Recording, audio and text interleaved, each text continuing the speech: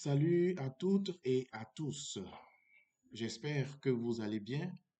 Alors, euh, je fais cette vidéo pour nous sensibiliser sur certains préjugés, certains préjugés que les uns et les autres ont envers des non-voyants. Voilà, il y a des personnes qui souvent caractérisent des non-voyants, voilà, de coléreux ou de nerveux, des gens qui se fâchent vite. Souvent aussi, il y a d'autres qui disent que les non-voyants sont violents, ils sont, voilà. Parce que soit ils ont vu un non-voyant, peut-être qui s'est manifesté ou bien qui a manifesté sa colère quelque part ou bon, il pense que tous les non-voyants sont les mêmes. Donc, ils mettent tous les non-voyants dans le même lot. Alors, moi, voilà. Et aussi, il y a d'autres qui pensent que en tant que non-voyant, euh, même quand tu es devant une situation par rapport à laquelle tu es mécontent, tu ne dois pas, tu ne dois pas t'exprimer parce que bon, tu es non-voyant. Donc, tu es là en tête. Donc, même si tu n'es pas content, bon, il faut prendre ça comme ça et puis subir. Alors, je trouve que c'est pas intéressant. OK? Moi, j'ai, j'ai vécu une situation qui m'a quand même intrigué. Une fois, j'étais allé dans une cabine pour faire le transfert d'unité. Et lorsque je suis arrivé à la cabine, j'ai trouvé le gérant de la cabine et j'avais commencé à faire mon transfert lorsque le propriétaire de la cabine est sorti. Et puis il me dit, ah, non, il dit à son gérant, mais écoute, fais le transfert pour lui rapidement, il va partir parce que ceux-là, ils aiment pas là. Ils n'ont pas à se battre. Ils aiment trop palabre. Donc moi, j'ai pas besoin de palabre ici. Mais monsieur, pourquoi vous dites ça? Que est-ce que vous me connaissez? Est-ce qu'on se connaît? Il dit oui, oui, mais toi, je te connais. Tu viens faire transfert ici tous les jours et quand tu viens là, c'est palabre. C'est palabre. J'étais vraiment surpris. Alors que c'était la première fois que je partais faire le transfert dans cette cabine-là. Il dit, monsieur, est-ce que vous êtes sûr que vous ne m'avez pas confondu avec quelqu'un? Il dit, non, non, non, mais je te connais très bien, je vous connais parce que vous aimez trop palabre. Bon, j'étais un peu surpris. Alors que moi, depuis mon enfance, j'ai perdu la vue. Bon, je n'ai jamais su comment on forme un coup de poing.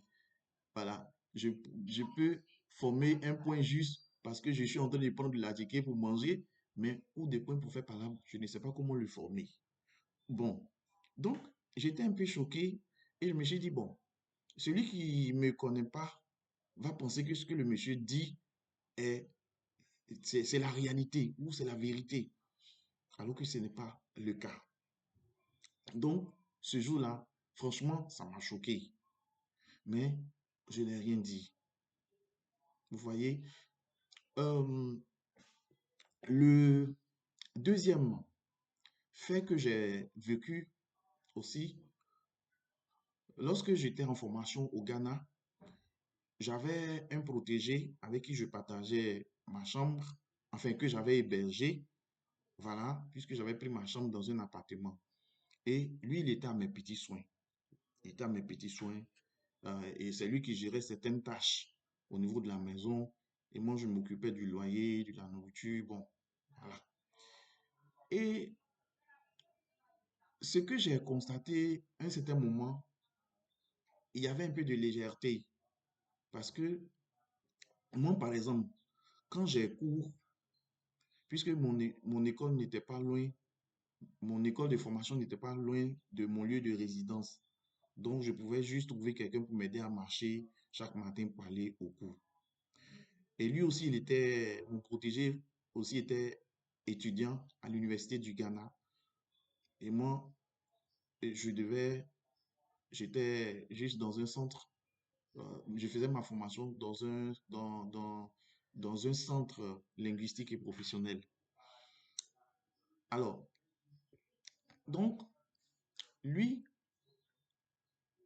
quand il avait cours les matins, il se lève très tôt, il prend toutes ses dispositions, toutes ses précautions pour aller au cours. Mais lorsque il s'agit de moi et qu'il sait que je dois aller au cours, il prend son temps, il traîne, il traîne. Et souvent, quand il doit m'accompagner, il m'accompagne en retard. Et je suis en retard. Alors que j'étais le seul non-voyant parmi les personnes valides dans cet établissement-là.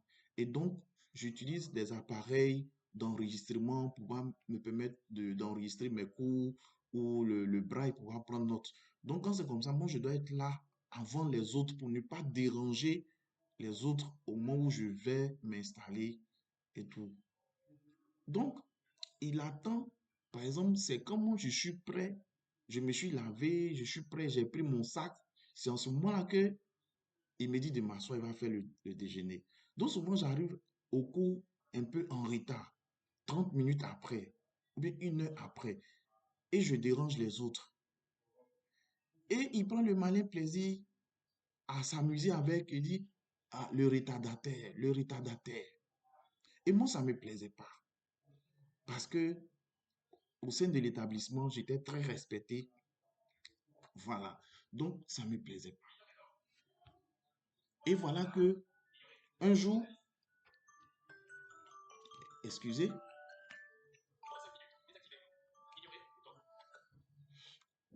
donc voilà qu'un jour, j'étais prêt et j'ai pris mon sac pour aller au cours.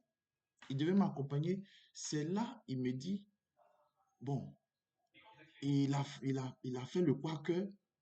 C'est-à-dire qu'il a fait en sorte que le quaker soit chaud comme il le fait d'habitude. Là, comment je prends le temps de boire, lui maintenant, où, où il devait faire, par exemple, la vaisselle pendant que j'étais en train de m'apprêter là.